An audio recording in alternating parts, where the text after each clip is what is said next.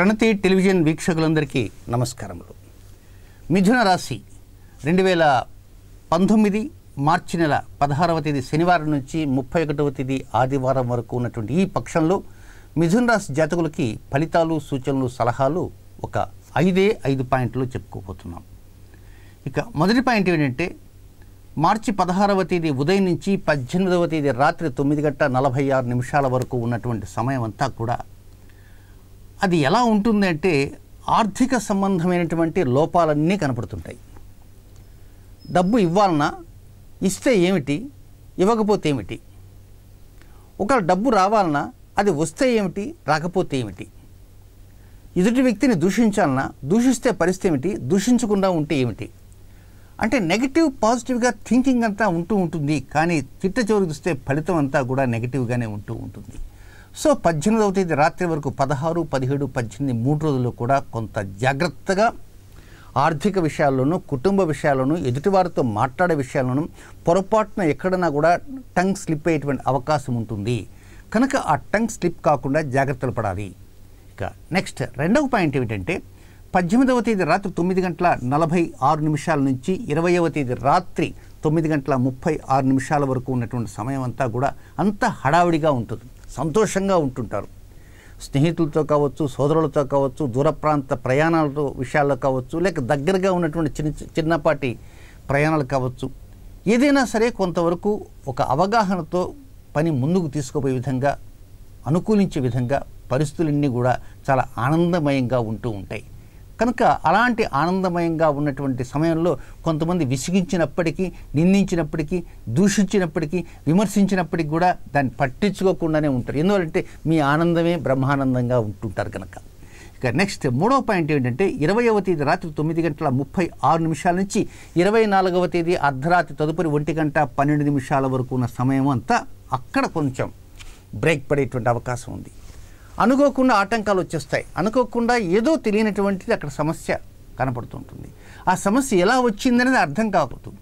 సమస్య వచ్చిన తర్వాతనే తెలిసిపోతుంది అనమాట.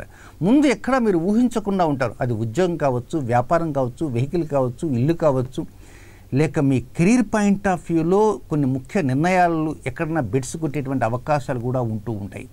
అలాగే సంతాన సంబంధమైన అంశాలు, ఏదన్నా వారి ఆరోగ్య విషయం కావచ్చు, లేక వివాహ సంబంధం కావచ్చు, లేకపోతే సంతానానికి సంబంధించినటువంటి ఉద్యోగాలు, వారికి ఉన్నటువంటి కెరీర్ పాయింట్లో కొంతవరకు మిమ్మల్ని ఇబ్బంది పెట్టేటువంటి, లేక వారు కొన్ని విషయాలు దాచిపెట్టిన కారణంగా వచ్చిన సమస్య మీకు తెలిసిన కారణంగా కూడా కావచ్చు. ఏదైనా 21, 22, 23, 24 ఈ రోజులంతా కూడా కొంత బాధగా, ఒక్కొక్కసారి ఇతరులకు చెప్పుకుంటే పరిస్థితి ఎలా ఉంటుందో అని ఎదురు వారికి కూడా చెప్పకుండా మీలో మీరే కొంత బాధపడేటువంటి అవకాశాలన్నీ కూడా ఆ రోజుల్లో కనపడుతున్నాయి.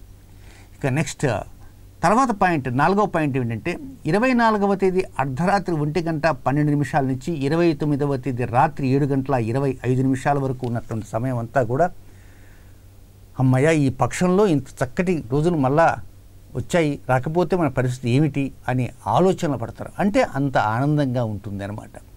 అంటే ఇప్పటిదాకా కూడా మార్చి 16వ తేదీ దగ్గర నుంచి 24వ తేదీ రాత్రి దాకా ఉన్నటువంటి సంగతి అంతా కూడా వ్యతిరేకంగా, ఎక్కడన్నా చిన్నపాటి ఒక 5 to 10% అనుకూలం ఉన్నప్పటికీ ఎక్కువ భాగం వ్యతిరేకమని చెప్పాల్సిన అవసరం ఉంది. కనుక ఇక్కడ కొంత భార్యాభర్తల మధ్య సరైనటువంటి అవగాహన రావటం వల్ల కావచ్చు, కొంత రుణ సంబంధమైనటువంటి వ్యవహారాలు తీరిపోయిన వల్ల కావచ్చు, లేదా వైద్యులు చెప్పిన నిర్ణయాలు తూచా తప్పకుండా పాటించినటువంటి కారణంగా, లేదా ఒక చిన్నపాటి ప్రమాదం కానీ, లేక ఆరోగ్యంలో ఏదన్నా సమస్య వచ్చినా అది డాక్టర్ గారి దగ్గరికి పోతే వారు చెప్పేటువంటి నిర్ణయాలన్న ఉపశమనం కలగటం కానీ, మొత్తం మీద 25, 26 ఈ 2 రోజుల్లో కూడా మీరు ఆనందంగా కాలం గడపడానికి అవకాశాలు ఉంటే మొత్తం 65% ఈ 2 రోజుల్లోనే అనుకూలతలు మీకు ముఖ్యమైనటువంటి కార్యక్రమాల్లో కనపడుతూ ఉంటాయి.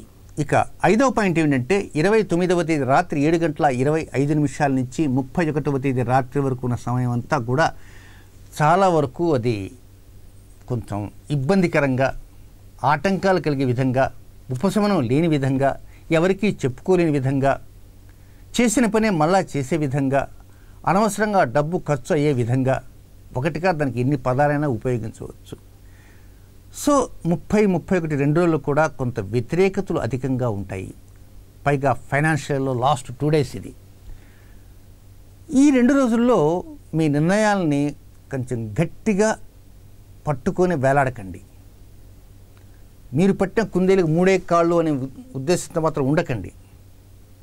ఎక్కడ ఏదైనా చిన్నపాటి ఆటంకం జరిగినా, ఎవరైనా మిమ్మల్ని ఇబ్బంది పెట్టినా కూడా కొంతవరకు కామ్గా ఉండటానికే ప్రయత్నం చేయండి.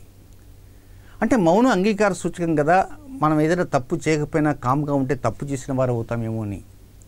కామ్గా ఉండటం అంటే అక్కడ అర్థాన్ని ఎలా తీసుకోవాలంటే, వీలైనంత వరకు మీరు రుసరుసలతోటి ఆగ్రహావేశాలతోటి వెళ్లకుండా కామ్ గోయింగ్గానే వెళ్ళటానికి సంయమనం పాటించండి.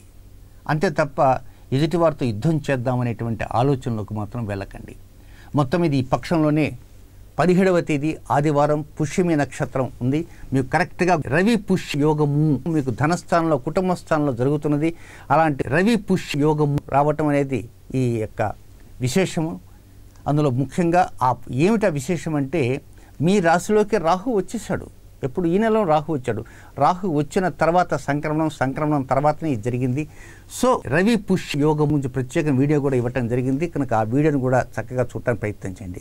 దీంతో పాటు మీరు 23, 24 ఈ 2 రోజుల్లో కూడా 23వ తేదీ 24వ తేదీ 2 రోజుల్లో కూడా సాయంత్రం సమయంలో అంటే 5 గంటల తదుపరి 6 గంటల మధ్యకాలంలో కొంత వేడిగా ఉండేటువంటి ఏదైనా పాలు కావచ్చు, ఇతర తేనీరు, కాఫీ ఇలాంటివి తీపి లేకుండా, చక్కెర లేకుండా కొంచెం చేదుగా, కాఫీ అంటే చక్కెర మీకు షుగర్ లేకపోయినప్పటికీ వితౌట్ షుగర్తోనే కొంత హాట్ డ్రింక్ తాగడానికి 5 to 6 ఎందుకు అని మీరు అనుకోవచ్చు. కనుక ఎందుకు అని అంటే వాస్తవంగా 30, 31 తారీఖుల్లో కొంత వ్యతిరేకతలు చోటు చేసుకుంటున్నాయి కనుక అలాంటి వ్యతిరేకతలకి తట్టుకొని ఇప్పటి నుంచి మీరు ప్లానింగ్లో ఉండాలి. కనుక ఈ 2 రోజుల్లో కూడా సాయంత్రం సమయంలో ఆ తాగే సమయంలో మీ మనస్సు కొంత వ్యతిరేక ధోరణిలో ఆలోచనలు చేస్తుంటుంది. అలాంటి ఆలోచనలు చేయకుండా దాన్ని కట్టుదిట్టం చేయడానికి మాత్రమే ఈ టీ కానీ, కాఫీ కానీ, పాలు కానీ ఇవి తీపిగా లేకుండా కొంత చప్పగా ఉండే విధంగానే ఇది తాగడానికి ప్రయత్నం చేయండి. మొత్తం మీద 21వ తేదీ మహాలక్ష్మి జన్మదినము. సో 21వ తేదీ సూర్యోదయం నుంచి సూర్యాస్తమయం దాకా మీరు చాలా వరకు ముఖ్యమైన వ్యక్తులతోటి పరుష పదజాలంతో ఎక్కడా సంబోధించకుండా చాలా సంయమనం పాటిస్తూ 21వ గురువారం రాహుకాలం మధ్యాహ్నం 1:33 రాహుకాలం ఉంది. ఆ రాహుకాలం మాత్రం ఎట్టి పరిస్థితుల్లో నిద్రలోకి మాత్రం జారుకోవద్దు. నిద్ర నుంచి కొంచెం దూరంగా ఉండటానికే ప్రయత్నం చేయండి. శుభం.